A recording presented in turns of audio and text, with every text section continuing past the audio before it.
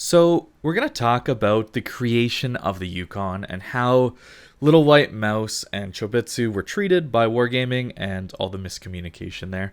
I went over this on my live stream and I just kind of cut up the important bits, I think, into this video.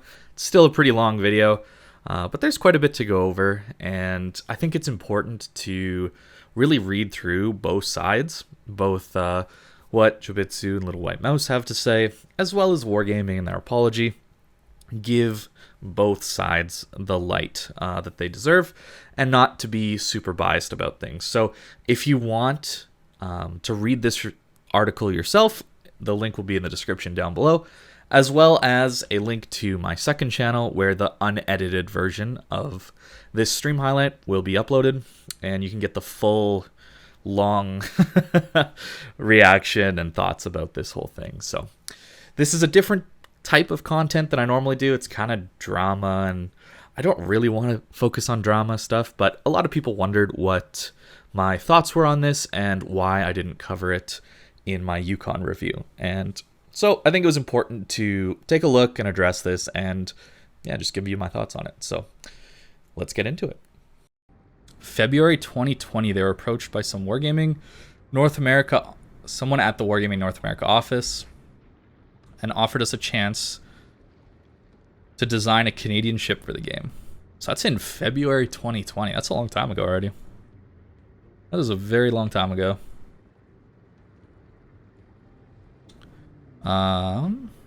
We had a time budget. It had to be ready for Canada Day 2020. What? What? That's so fast. So I had 5 months. That is not much development time. Right from the start, stoked and immediately set to work. Here's what I would like to know. Were they paid? Or was this just like a pro bono project? Likely pro bono. I would guess this is just hey, do you want to come do this? And they just said yes because it would be a cool opportunity, not because they're getting paid. They got a free Yukon. I wouldn't count a rental of an in-game ship a payment. You got to remember, guys, digital goods are not yours to own. You are simply renting them for the duration of the game if you buy it. Because when a game inevitably gets shut down and the servers are shut off, what are you left with? You're left with nothing. So getting in-game currency, get in-game items is like a free rental, I guess. So I wouldn't count that as payment. So they started with HMCS Acadia. Improved accuracy, weaker HE shells, and reduced heal. Added quirk of Italian exhaust smoke. Glass cannon, something that could appear, take a bite out of your stern, and slip away under the veil of smoke. That'd be interesting. The original special camo was to make the ship look like an enormous war canoe of the Haida tribe. That would be cool. Until the USS Anchorage had the exact same special camo, or similar. Oh, wait. Was released with almost exactly the sort of camo I'd been developing, like straight up uncanny resemblance, so that month and a half down the drain for you. Dang, that sucks. So they just jacked it? Is that it? Yeah, I mean, that looks pretty similar. Not like exact, but the same idea is there. Dang, that's too bad. Fast forward to start of 2021. So that original 2020 Canada Day was obviously canceled in between this. Months passed, waited to see the results. Okay. Excited to hear how it goes, hinting of a ship being released. Oh, they have no idea. When did Hints of Yukon start? Is that like a month ago? So they've been left in the dark for like 4 months, something like that.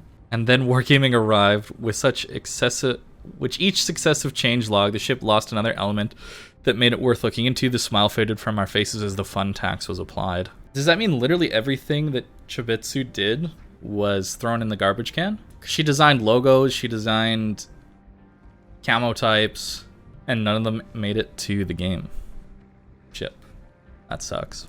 And keep in mind, they're doing this all for free. And they were approached by Wargaming to be involved in this. I literally have had more content added to the game as a result of being one of the finalists for the community patch design contest. At least my mermaid arrived with only a few minor changes. Oof. So a small little patch had more of her content than the ship she was asked to help design. A year of work wasted. Thankfully, it didn't consume much of my time. And while our immediate contact within the company was more than helpful in getting this project off the ground, I can't help but feel everyone after them in the chain of development simply said, yeah, that's nice, we're going to go do this and go do instead. Here's what we're going to go do instead. So communication issues. Wanted to make sure that the content we get be the best it could be. And for the first time, I actually had a chance to truly shape some content, but in the end, it was an illusion. The hope I'd built for over a year, all the maybe this time they won't disappoint me's, that I'd stashed away for winter. Well, it's late spring now, just about summer. But I've yet to see the fields of pink boreal flowers bloom and bring life to this barren tundra. I genuinely hope it can be fixed, that the ship will grow into the hype we originally had for it, but it's out of my hands. All that is left for me to eat my soup and watch the show unfold. Well, that's really sad for Chobi, I guess is the nickname. So my sister is an artist. A very good one, in fact. Works for an animation company now. And I can say with with a lot of certainty that artists take a lot of pride in their work, and they're very proud and happy with a lot of the things they do. And for people to just throw it in the garbage can, that is pain. Like that hurts an artist more than a lot of words could. So that sucks, man. That really sucks. Holy crap, look at the first line. All right, Chobi and I are clearly entitled idiots for thinking anything good would come of this. Oh no. Well, she's mad. Probably has a right to be. Decision to step over submissions, nothing to do with malice, everything to do with ignorance. Contact knew who we were. This wasn't important further up the chain. It seems our contributions were perceived as suggestions from random Canadian players. Yet somehow these suggestions were sufficient enough to get the Yukon project off the ground in the first place. Don't understand. I would not have suggested Monarch if I had known how little influence my designs would have on the project. While I did not expect any proposed gameplay element to survive development fully intact, the spirit of it certainly could. That's fair. I wanted a glass cannon Monarch at tier 7, in the spirit of what Ashitaka is to Amagi. That's fair. Wargaming went the complete opposite direction, giving us a damage sponge. Based upon my previous conversations with Wargaming North America, I thought we were being asked to design the ship. According to Wargaming, we were not asked to design the ship. It's only clarified now. Apparently we were just reached out to if they needed us, despite needing us right from the word go. Oh, to get the project off the ground. Yeah. No one at Wargaming thought to tell us this for well over a year. They took our design submissions, took Chobi's art, they took our discussions, built the ship we have now. It took 16 months of time, energy, and enthusiasm. Yep. And all we knew was the devs liked our ideas and were moving forward with the Monarch Premium. Yeah, communication's rough. Had to figure it out for ourselves. How much or little Wargamers you use, because they weren't going to tell us. Turns out they used almost nothing. Didn't figure out this fully until May 25th of 2021. So for 16 months, they've dragging us along. Unwittingly drag us along. This was not out of malice, but out of ignorance. Almost every Wargaming employee I've spoken to since seemed genuinely surprised I had anything to do with Yukon. Feelings really don't care about that, though. Wargaming had given me hope. They could have known if they had bothered to look and listen on the feedback I was giving. Yeah, that sucks, man. Had they told us this back in February 2020, it wouldn't have mattered. Expectations would have been set. That is important, expectations. Level investment would have been set appropriately, but we weren't told. The project went forward. Here's the final result. A crappy Monarch clone and the players responsible disillusioned. You're not reading the first draft of this review. Well, I bet there's several drafts. Should really find some other reviews of Yukon. Here's why. Being the nice Canadian that I am, went out of my way to warn Wargaming that Chovy and I were going to voice our upset about our contributions being ignored and being left in the dark so long. Submitted a preview of this article to them and they finally reached out. They didn't like our first draft. Apparently had some facts wrong. Oh, okay, fair enough. They asked that I make sure that this review is clear about the following. They did not ask us to design a ship. They took our suggestions and feedback, but they designed and made the Yukon, not us. They said we should feel proud that some of our design elements made it in the final product. Oh no. That is not a great way to oh boy. No wonder they're mad. Yeah, here we go. Here's the sarcastic comments. Perfect. She's definitely Canadian. Yeah, what elements exactly? There's so very little in this ship that's actually ours. Not her name, not her feel, not her look. They even butchered poor Choby's husky flag and turned it into a bloody wolf. Yukon is in the game. She's a Monarch Premium. Should I feel happy about that? Should I be happy that I worked hard and waited over a year for a promised vessel that bears no resemblance to the project I wanted? Should I be happy they want to celebrate our involvement despite not being aware of it until I bloody well pointed it out? Oof, there it is. I bet the first draft looked a lot more like this, just the whole thing. I don't feel happy. Crazy, I know. They talk like players getting a ship into the game is new and unprecedented. They forget who they're bloody talking to and the abomination known as HMS Thunder. Yeah, she did help on that, right? They're forgetting Choby has literal art assets already in the game between a patch and another flag. They talk down to us like we should be sparkly-eyed and enthusiastic for this humiliation. They've pushed me even further away from this ship over the last couple weeks, and I did not think that was possible. I'm supposed to be on a break now, and they're jeopardizing me ever coming back after this crap. Damn, that sucks. Feel disrespected, hopeless, and sad. If how Choby and I were treated bothers you, speak with your wallet, and not with drama and sensationalism. I won't think less of you if you ignore all this and want Yukon anyway. All I ask is keep things civil. That's good. You guys should go support her Patreon. I'm pretty sure she has one. I'll put it, when I make this video, I'll put it in the description. And, yeah, you should definitely go support her. If you're thinking about getting this ship, and this is enough to make you not want this ship, because let's be honest, the ship is not that special. It's not overpowered. It's a combination of things that's slightly new, but it's not. It's just an average tier 7 battleship with a super heal. It's got overmatch. So maybe put that money into her Patreon or something. Final evaluation. Okay, so that is their side of the story. Okay. Yep. That is a crappy way to treat a community contributor. Someone who has made, well, how many reviews and hours and posts? Like, look at how much effort she puts into these, dude. Here's a little sneak peek of what I do, guys, okay? I'll show you guys how much effort I put into making a review. Here's the effort I put in. Okay? I play the game. I play World of Warships on PC.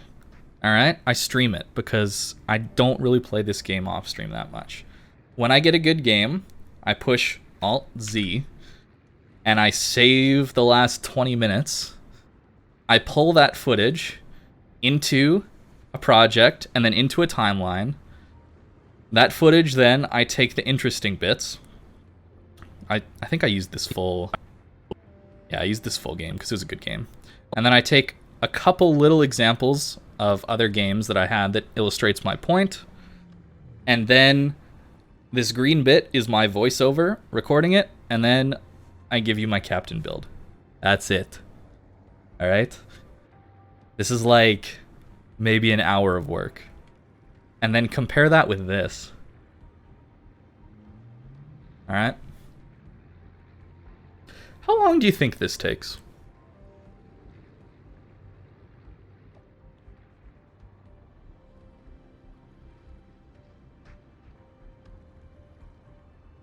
Look at! She's comparing every battleship this faces. The range of it. Look at these graphs. There's so much good information here.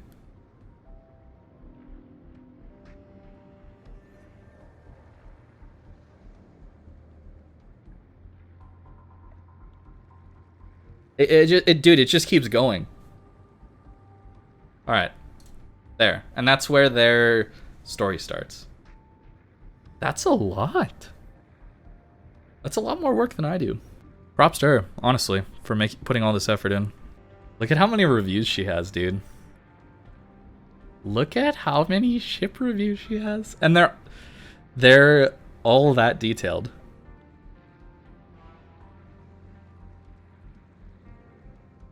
Probably puts the most effort in out of any CC. She should have this linked more places. Should be under every review. Maybe it is and I just missed it. There you go. You guys should go support this. If you think what she does is valuable, or you're upset about the Yukon thing, or yeah, you just want to support her, you should do this. Alright, let's look at this apology. Because, to Wargaming's credit, now, they did apologize. Dear Little White Mouse and Shibitsu, dear community. This is from Evan. And a developer? I guess? Or community manager? Regardless. Someone at Wargaming who has authority to give out an apology. That's cool. Well, the investigation into the situation is still ongoing. One thing is clear, we, to put it mildly, messed up. Please accept my sincerest apologies for how the NA team, my team, mishandled the communications around this project. We promised things that were not ours to promise in the first place, then failed to properly communicate about them with the rest of the team, both here in NA and globally. We created expectations, failed to deliver on them, and then after a change of staff responsible for this project, walked all over them nonchalantly. We let you down, and yet again betrayed what trust you put in us. I am aware how hard it will be to rebuild and regain that trust, but we will do our best to become the partners we need to be for you. We will need more time to finish reviewing all communications relevant to this case, and we'll issue a final statement once this is done. Please bear with us until then. Best regards, Evan.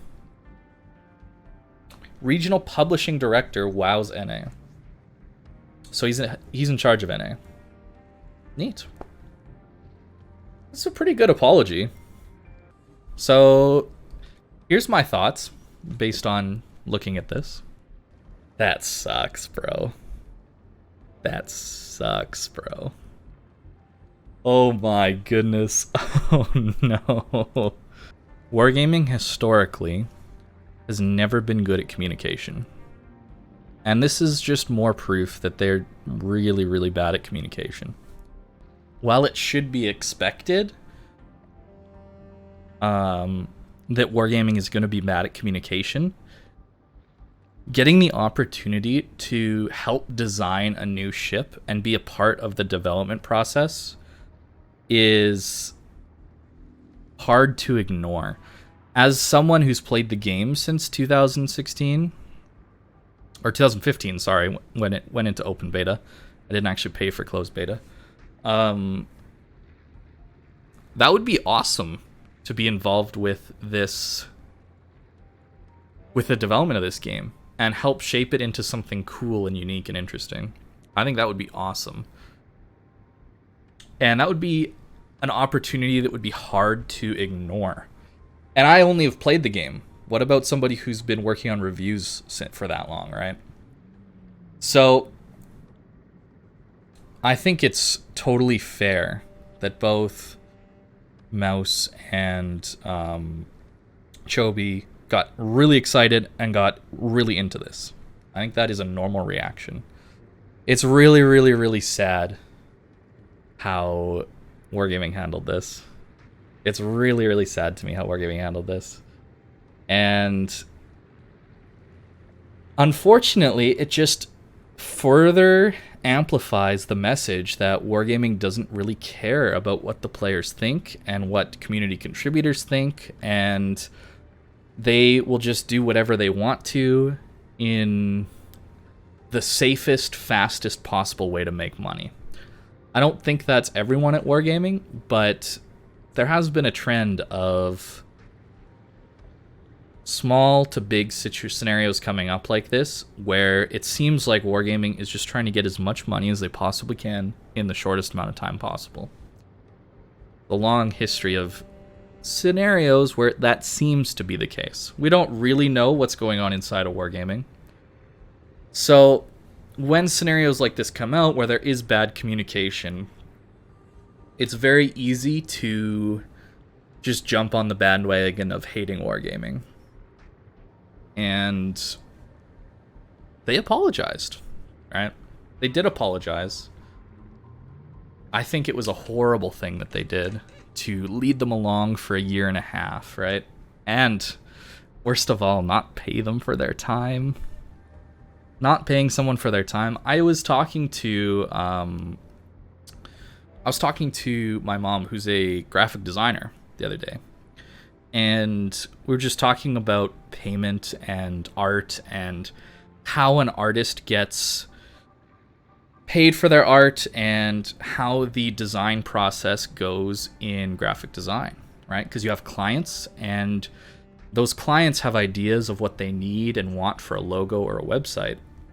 And you as a graphic designer may think of yourself as an authority because you do this as a job, right? And you think your way is the best, but you have to remember that they're the client, and ultimately what they say matters because they're the ones paying, right? So at the end of the day, even if you didn't get exactly the design you wanted out the door, at least you got paid, right? You at least got paid. These two didn't get paid. So that, and I know it's not all about money, but it does help a little bit when your time is rewarded with a little bit of money. So hopefully in the future, Wargaming will communicate better. Hopefully this apology is sincere.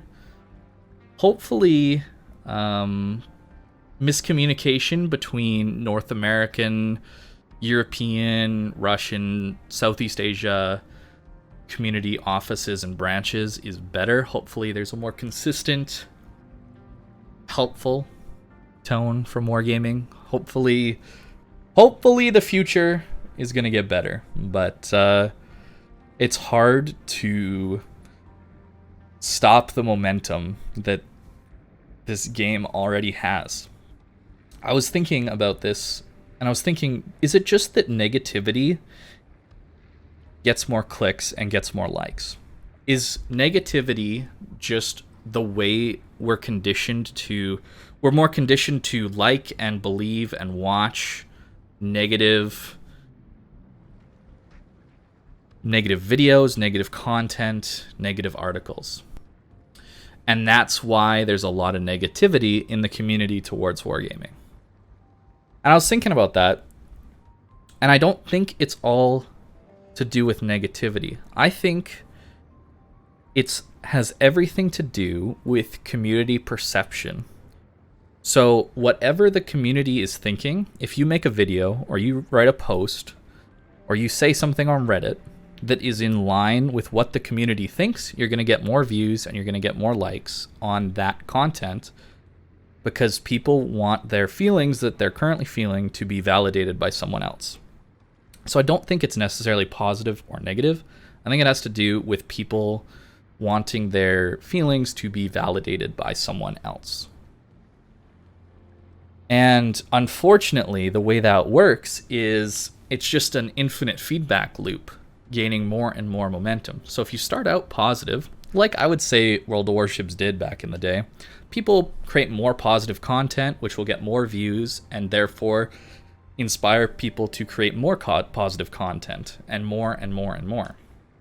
There was nowhere near the negativity towards this game back in 2016 than there is now.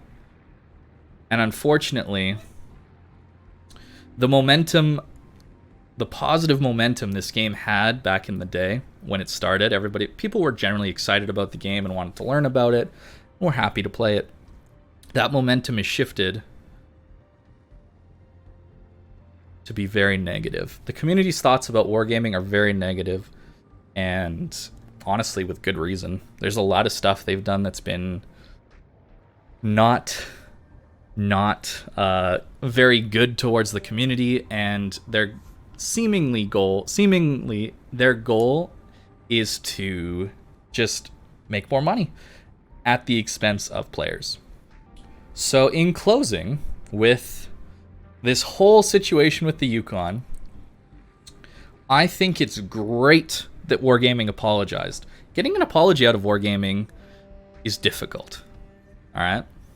Very difficult. And this was a well-worded apology. They said the right things. But now they need to actually act on it. All right? This apology will only mean something 6 months from now when we either see a change or things continue how they have been. And hopefully we can maintain a unbiased look at what Wargaming is doing and see if they're actually changing, because it's hard to change the direction of a company.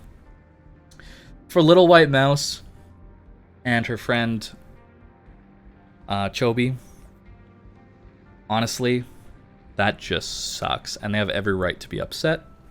And if you want to, you should support them. I don't know if Chobi has a Patreon or not, but Little White Mouse certainly does. You can check the description below for that link.